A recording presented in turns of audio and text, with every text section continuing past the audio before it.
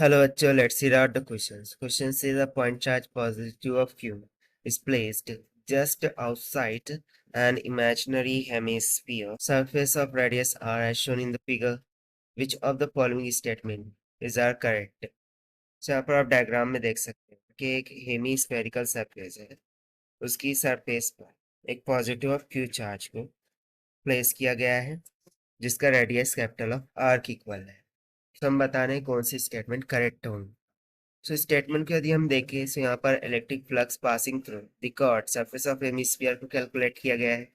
Then component of electric field normal to the flat surface is constant over the surface बोला जा रहा है, या फिर total flux through the curves and the flat surface is q by epsilon naught, and the fourth says the circumference of flat surface is an equipotential, यानी कि जो circumference है फ्लैट सरफेस के लिए वो इक्विपोटेंशियल होगा। सो देखते हैं हम इसको सोल्यूशन से। But before of that, let's talk about the key concept which we are going to use here for this question. So यहाँ पर हमें इलेक्ट्रिक फ्लक्स का कॉन्सेप्ट यूज करना होगा।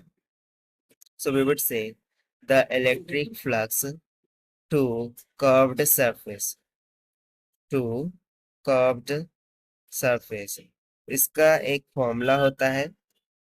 सो वो फॉर्मूला हो जाएगा phi c, कर्ड के लिए हम phi c लिखेंगे, and this is nothing but equals to the charge enclosed divided by 2 epsilon naught into the bracket 1 minus cosine of theta. So ये तो हो गया concept number first, and concept second will be the Gauss law.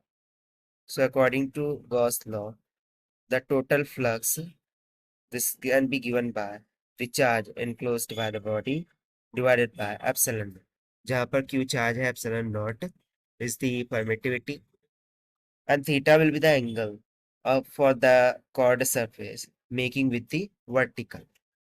कैसे? तो यहाँ पर हम diagram में दिखा सकते हैं कि देखिए यहाँ से यदि मैं इस तरीके से एक ट्रायंगुलर लाइन ड्रॉ करूँ, ठीक है, तो ये वर्टिकल के साथ ये जो एंगल बनता है उस एंगल को हम कहते हैं थीटा के बराबर।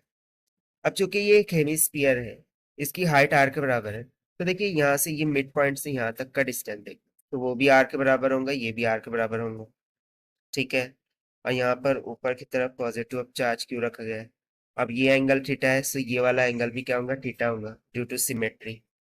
So the base of hemispherical circles can be assumed to be a base of a cone having a semi vertex angle theta, ठीक है। यहाँ पर थीटा क्या है? Semi vertex angle. सो यदि हम total flux through the hemisphere calculate करें, सो चूंकि दोनों साइड, ये हाफ साइड और ये हाफ साइड दोनों आइडेंटिकल है, that is why total hemisphere के लिए जो फ्लक्स होगा, यानी कि टोटल फ्लक्स, वो तो जीरो के इक्वल होगा, because the charge is outside the hemisphere. और अकॉर्डिंग टू गॉस लॉ, जो टोटल फ्लक्स है वो charge enclosed by epsilon not होता है। अब चूंकि ये चार्ज आउटसाइड द सरफेस है, सो हेमिस्फीयर के लिए चार्ज इनक्लोज जीरो हो जाएगा, and therefore the total flux for the hemisphere, this will be equals to q enclosed by epsilon naught, this will be equals to a zero. Now from the geometry, let us apply the formula of tan of theta. So tan of theta, this will be equals to opposite by adjacent. So opposite क्या है? r, adjacent क्या है? so r by r equals to 1, और theta is equals to tan inverse of 1 कितना होता है? 45 degree. so यहाँ पर हमें एंगल कितना मिल गया? 45 डिग्री की। सो टोटल फ्लक्स तो जीरो है, बट ये जो टोटल फ्लक्स ये बेसिकली किन का कॉम्बिनेशन था? So it is nothing but equals to the flux due to curved surface plus the flux due to the plane of the surface.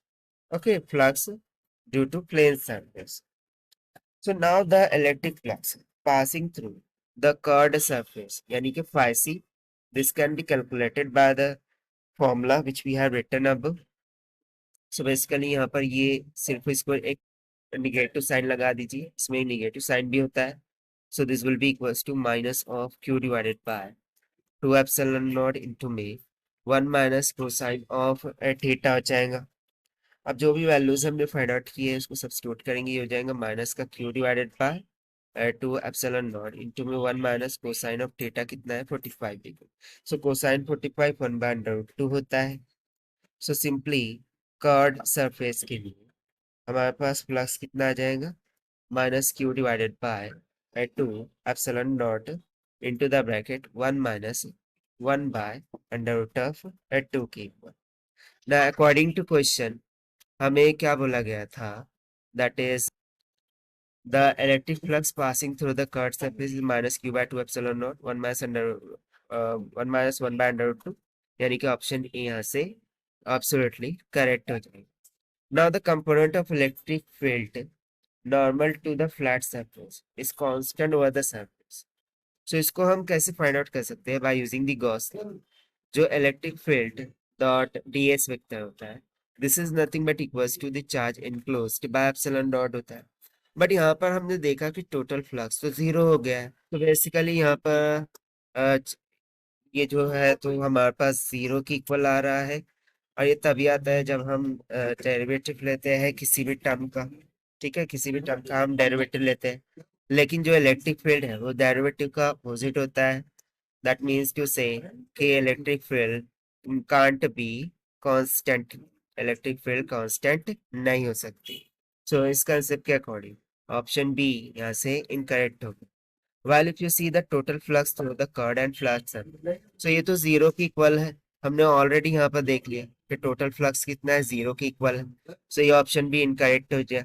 while option D the circumference of flat surface is an equipotential surface।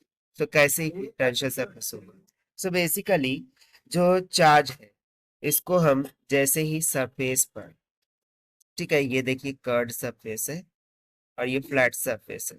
ठीक है, सो जैसे ही charge को हम यहाँ पर इस तरीके से पुट करेंगे, सो बेसिकली ये जो चार्ज है वो इस सरफेस पर इक्वली क्या हो जाएगा, डिस्ट्रीब्यूट हो जाएंगे, like this, like an equipotential surface.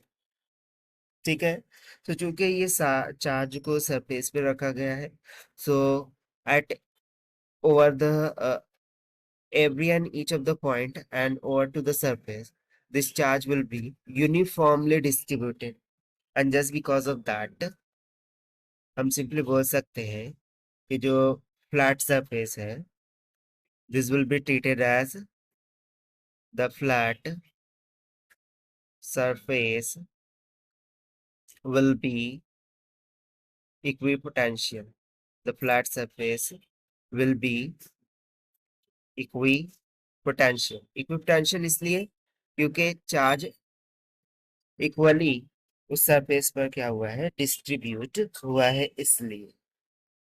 सो इस कंसेप्ट के अकॉर्डिंग और बाय यूजिंग द फॉर्मूलाज के पोटेंशियल क्या होता है, v इज इक्वल टू के क्यू डिवाइडेड बाय आर। अब चूंकि every and each of the point यदि हम देखें तो चार्ज सेम होगा, के कोलम्बियन कांस्टेंट है वो भी सेम होगा, डिस्टेंस आर भी सेम होगा। दैट मीन्स टू से कि जो चार्ज है वो इस सरफेस पर इक्वली क्या किया गया है, डिस्ट्रीब्यूट किया गया है, इसीलिए flat surface will be treated as equipotential.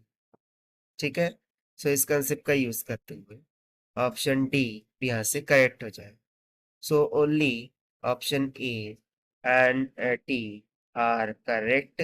So this is the required solution. I hope you understand it well. Best of luck. Thank you.